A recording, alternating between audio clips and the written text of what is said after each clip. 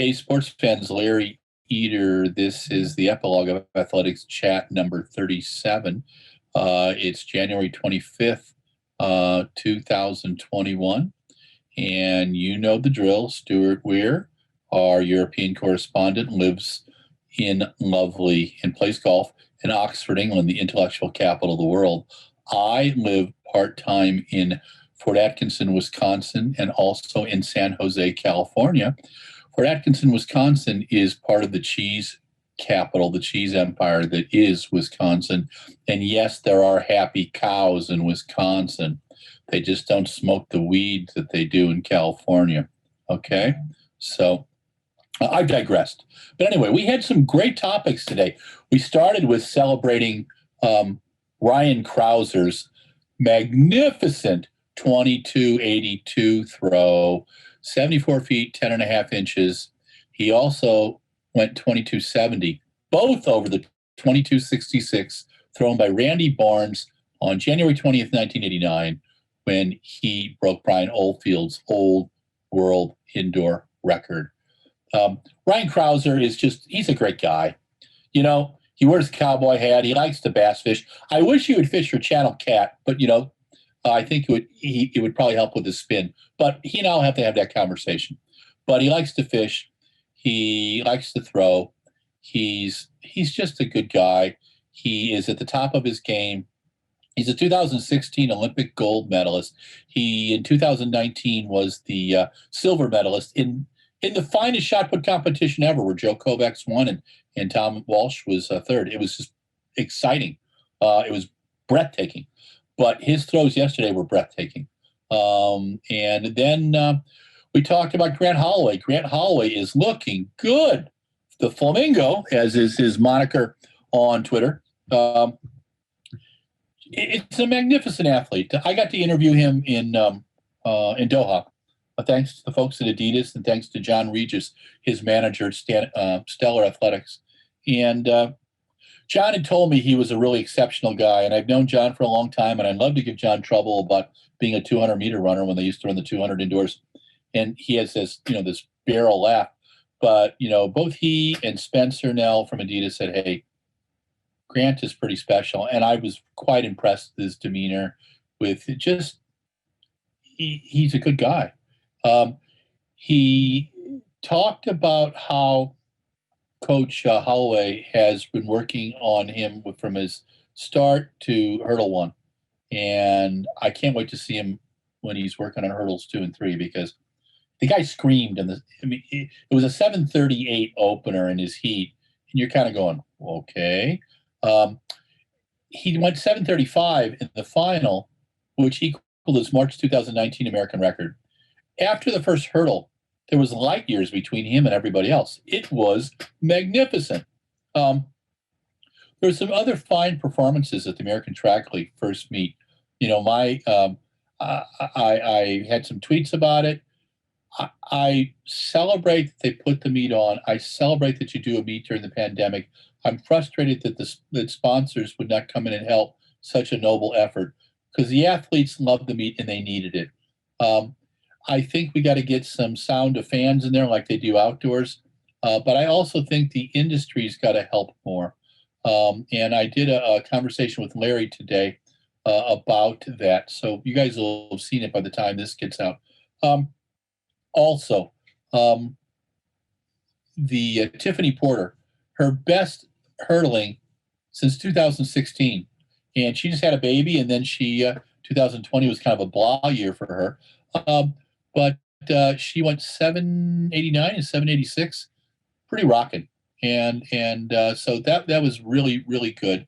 Trevon Burmell, last time we saw Trevon healthy was May of 2016. I was hanging out with him in Manchester, England at the City Games. Great guy, total shoe hound. We went to the New Balance outlet store, and the guy walked away with like 20 pairs of really cool shoes. I got a pair of, I think it was the Celtic football colors from New Balance. It was pretty cool. I think I've got them hidden somewhere around here now. They were kind of fun shoes to hang out in. But Trevon is a great guy. He's being coached by Raina Ryder. And He ran 6:48, a world leader, and within a hundredth of a second of his all-time best from 2016. And he was kind of overcome by a bit of emotion yesterday. It was kind of touching to see. I just wanted on ESPN for them to be able to tell more of the story, and they weren't prepared to do that. I'm going to give them a mulligan and say that, look, this is your first track meet of the year, but I expect more out of ESPN. They could have had 6 to 8 different 1 or 2 minute clips. Hell, we'd have given them to them for a modest fee, and on the different athletes. And they'd have had them in there, because when you're doing a live meet, you've got to be prepared. You got to juggle back and forth, and that's when you need a producer who knows how to do that stuff, and more than an audiovisual team. So anyway, American Track League had some great performances. Then we talked about the British Indoor Champs being canceled. We do think it's the right thing to do. We're questioning how we're going to get British athletes, how they're going to get British athletes to Tilburg, Poland for the European Champs. How are they going to pick them? Our friend Stuart also slightly admonished Adam Jamili, an athlete who we really, really like, but he was taken in a picture with about 20 other athletes watching some track, and only one of them had a mask on. Guys, you can't do it. I know at 20, 22, 24, you're immortal, but I don't want you sick. I don't want your lungs scarred. I want you to be able to run. So please take it from an old guy. Take care of your shit, okay? Wear a mask when you're indoors. If you're outdoors and you can't be more than you can't be 6 feet or more separated, wear a mask. Wash your hands 6 or 7 times a day. I want to see you guys at the Prix. I want to see you at the next London anniversary games. I want to see you in Eugene 2022. I want to see you in Paris 2024. I want to buy you a beer at a pub in London, okay? We'll go down to the village of Ramsgate and have a fish and chips there and a couple pints of Guinness where you can throw your phone out the window, okay? But you got to stay alive to do those things. So please, I know you're 24, but you know what? You got to pull your head out right now, because this shit is bad. More people have died in England from coronavirus than died from the Black Plague in London in 1668 and 1669. Okay? Go take a look. I actually did my homework. That's why I have a European history degree, And it's not from, a Cracker Jack place. Actually, from Santa Clara University. I had to do it the old-fashioned way, pass the classes. Anyway, I've digressed, and there was too much of patting on the back there. So the next thing is London Marathon. So they're going to do an actual event in the fall, 50,000 people. Then they're going to do a virtual with 50,000, so they'll have 100,000 total. These virtual events are here to stay, and they're good, and they're cool. And who is it? Emily Sisson ran 2:38 on her virtual marathon for lovely New York, and that's pretty cool. Which tells you how fit that woman is. And then also, I think virtual events are going to stay around. How regular races come back waits to be seen. I hope to be able to do a few of those down the road.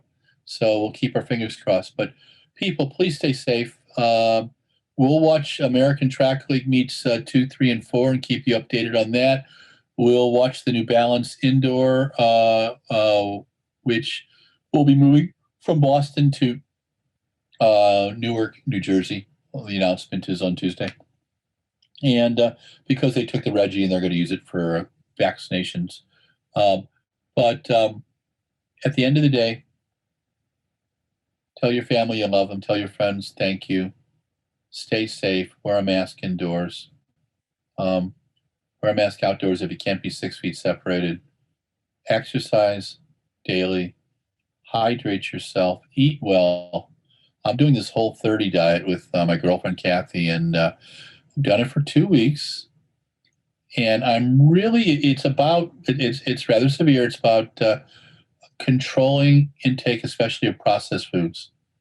And if anybody knows me, they know that it's been a long time since I haven't had a glass of wine for 2 weeks.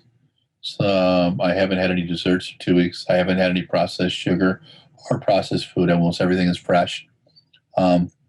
We watch stuff. Our new discovery is heart of palm spaghetti, which is really good. It's so al dente, it rocks.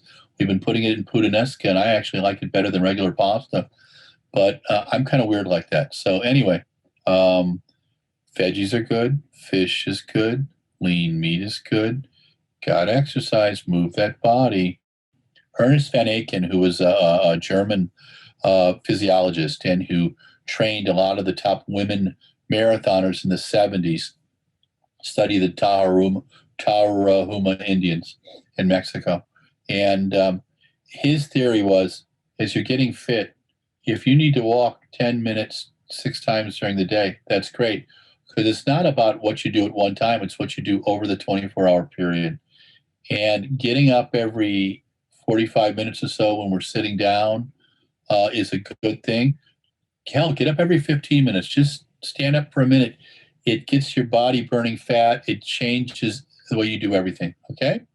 But take this time in the pandemic to be a little more mindful, to think about good things, because the way you feel, it changes how you emote. It changes how you deal with people, okay?